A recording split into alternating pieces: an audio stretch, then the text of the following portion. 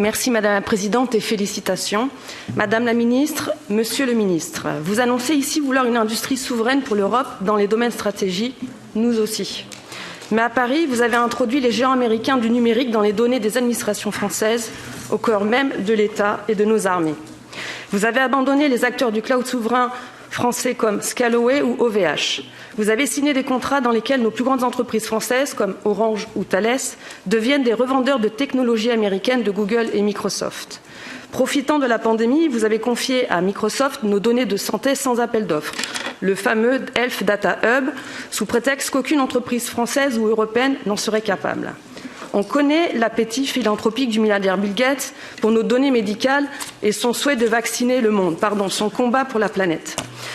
Monsieur, les Français s'inquiètent quand vous déclarez que rien ne sera fait dans ce domaine avant les présidentielles, car c'est un sujet trop sensible politiquement. Comment nos partenaires européens pourraient vous faire confiance alors que vous avez abandonné vos propres entreprises? Voici ma question. Êtes-vous pour l'instauration d'une préférence pour la production locale ou européenne dans les marchés publics du numérique? Je vous remercie. Monsieur, s'il vous plaît. Merci Madame la Présidente. Madame la députée, je vous remercie pour cette question éminemment européenne et qui s'inscrit bien dans le cadre de nos débats sur le marché intérieur. Pour reprendre une formule devenue célèbre la semaine dernière, je crois que vous avez méthodiquement dit n'importe quoi. Et puisque vous m'invitez à y répondre, je pense qu'on peut avoir des débats pendant à peu près quelques années sur les principes de politique industrielle, les principes de politique d'innovation.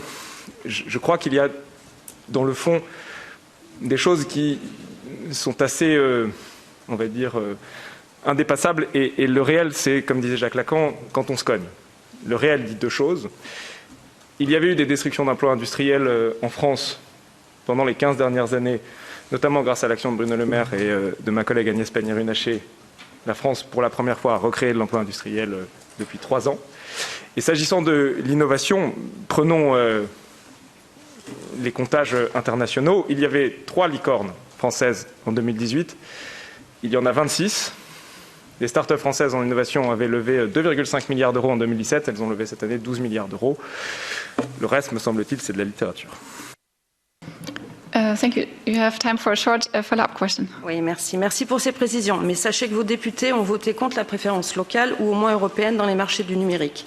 Et c'est pareil pour les données personnelles qui devraient rester en Europe, comme la santé. Avant, il y avait le secret médical. Vos députés ont aussi voté contre. Alors, concernant l'identité numérique, quid du futur portefeuille européen d'identité numérique proposé par la Commission? Comment comptez-vous garantir aux citoyens européens que leurs données à caractère personnel ne seront pas gérées, comme en France, par des Américains? Oui. Bon, je ne vais pas faire une réponse extrêmement longue. Je crois que l'Europe n'a pas vraiment de leçons à recevoir de qui que ce soit sur la protection des données personnelles compte tenu de son historique en la matière. Je peux vous assurer que la présidence du Conseil, mais également, j'imagine, l'ensemble des États membres et des parlementaires européens seront attentifs à la protection des données des Européens dans le cadre de la discussion sur la directive eIDAS. S'agissant des discussions, les positions sont connues et je pense que nous aurons l'occasion d'en reparler à l'avenir.